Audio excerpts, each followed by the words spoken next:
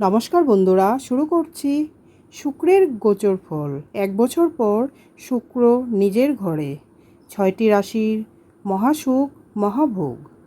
তুলা নিজের রাশি, শুক্র এবার 1 বছর পর নিজের ঘরে বসবে, তাই শুক্র গ্রহের পালন ক্রিয়ার আনন্দ বিরাজ করবে।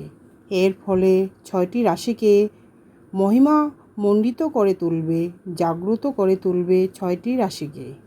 নিজের রাশিতে শুক্র আসাকে বলা হয় সাধারণতভাবে মালব্য যোগ।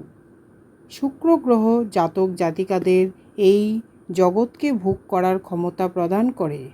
জ্যোতিষশাস্ত্রীয় মতে শুক্র হচ্ছে সৌন্দর্যর লাবণ্যতার প্রতীক, শিল্পকলার প্রতীক, কাব্য কবিতা নাটকের প্রতীক, কামনা বাসনা ভোগ বিলাস প্রেমের কারক গ্রহ এবং মৃত শরীরে শুক্র জীবন দান করে থাকে, অর্থাৎ মৃত সন্ধিবান ক্ষমতা শুক্রের আছে।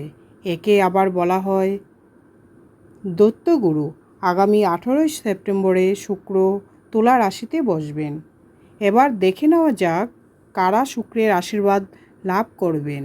যেমন মেষ রাশি, বৃষ রাশি, কর্কট রাশি, তুলা রাশি, ধনু রাশি, কুম্ভ রাশি। ধন্যবাদ।